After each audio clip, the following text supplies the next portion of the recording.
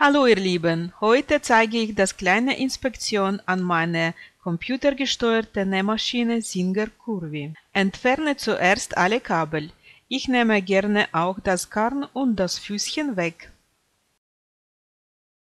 Im Zubehör deiner Nähmaschine ist ein kleiner rundflächiger Schraubendreher enthalten.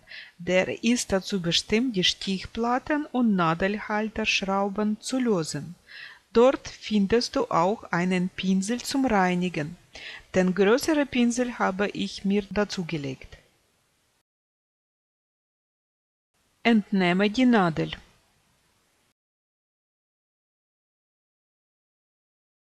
Drehe beide Schrauben der Stichplatte heraus.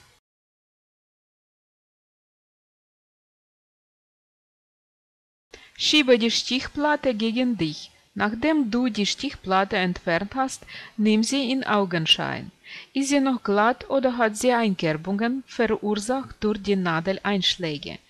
Dies kann zu einem fehlerhaften Nahtbild führen. Für meine Platte habe ich mir bereits Ersatz besorgt. Wie der Wechsel gemacht wird, zeige ich am Ende dieses Videos.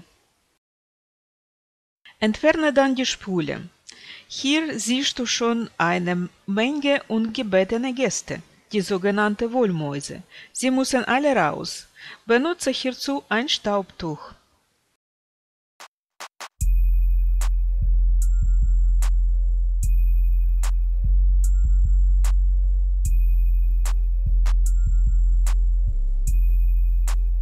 Reinige weiterhin unter die Spulekapsel, den Transporteur und den Greifraum mit dem Pinsel aus dem Zubehör.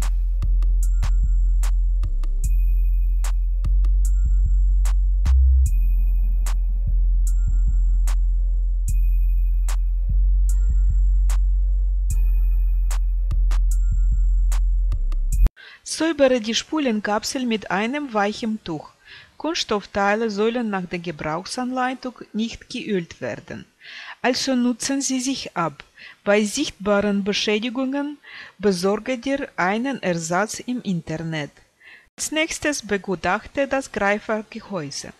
Ist das Gehäuse stark abgenutzt und zerkratzt, wie hier, solltest du es bei Fachmann austauschen lassen. Das Faden kann während dem Drehen an dem Bart hängen bleiben und zu unsauberem Stichbild führen. Benutze ausschließlich Nähmaschinenöl.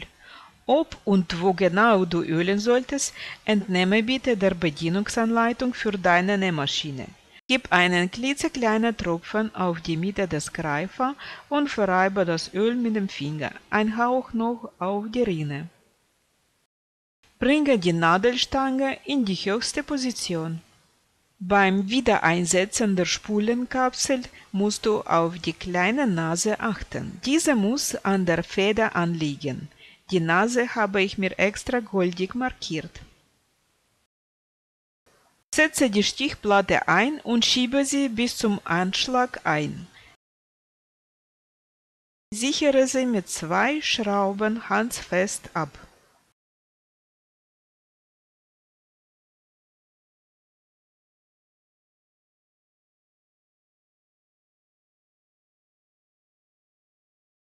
Das Säubern des Oberteils der Nähmaschine ist auch wichtig.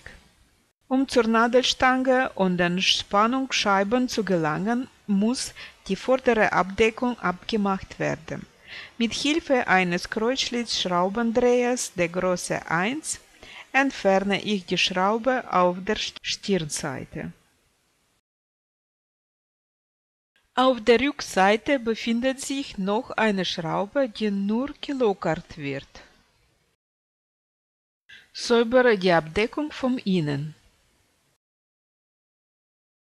Nun offenbart sich dir das Innenleben der Nähmaschine. Staube hier auch soweit möglich mit dem Pinsel und dem Staubtuch ab. Wichtig ist es, die Spannungsscheiben von Wollmäuse zu befreien.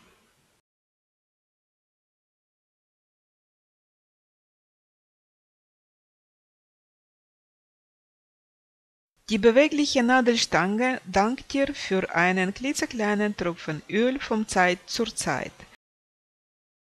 Lege ein Stück alten Stoff unter die Nähmaschine. Lasse dann die Nadelstange runter und wische sie kurz ab. Dann ist das zu viel an Öl wieder weg. Nun bewege das Handrad mehrmals, um das Öl zu verteilen, damit alles gut geschmiert wird. Setze die Abdeckung wieder auf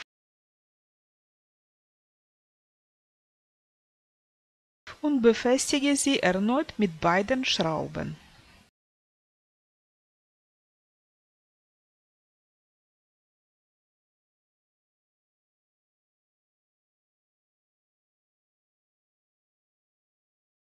Stecke das Füßchen wieder ein.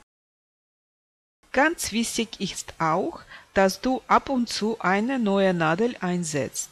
Das ist in der Tat etwas, was viele vergessen und sich dann über einen unschönen Nahtbild wundern. Staube deine Maschine nach jedem Gebrauch mit einem Staubtuch ab und decke sie mit einer Haube ab. Und zum Schluss tausche ich die Stichplatte. Essentiell dabei ist es, die richtige Teilennummer zu ermitteln. Dafür finde zuerst die Modellnummer der Hersteller deiner Nähmaschine. Nun suche im Google nach Stichplatte Singer Curvy 8763. Die Anzeige vorbei scrollen, bei Dietrich Nähmaschinen klick rein. Da ist sie. Meine Maschine ist Baujahr 2009, offensichtlich schon alt. Auf dem zweiten Bild ist die genaue Nummer des Ersatzteils 88320. Schaue jetzt auf der Rückseite deiner Stichplatte. Hier finde ich das gleiche Zahl. Nun gibt es einen dicken Hinweis unten auf die Webseite.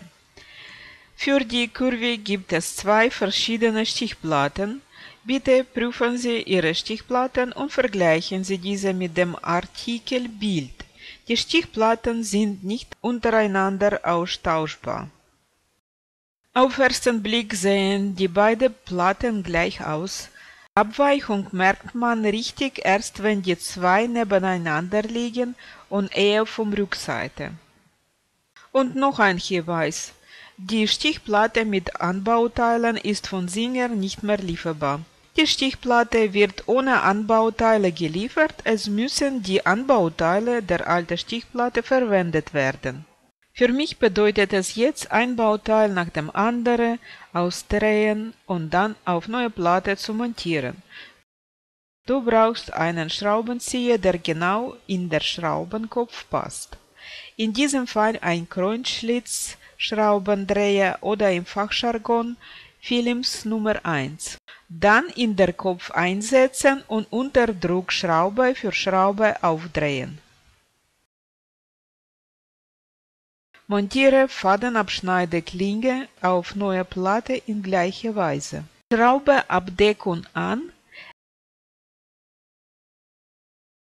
Erst beide Schrauben locker eindrehen, dann festziehen.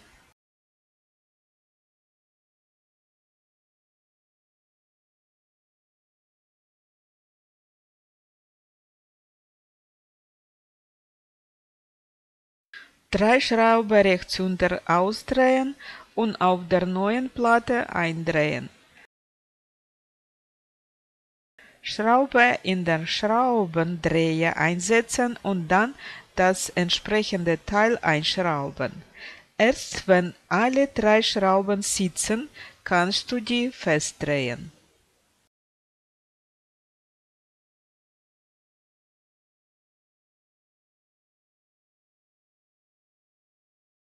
Nun geht der Schrauber-Porno in die letzte Runde. Schraube beide Teile links aus.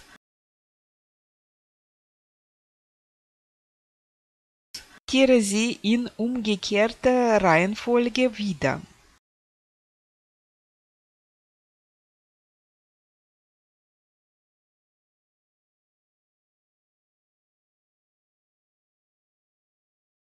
Fertig!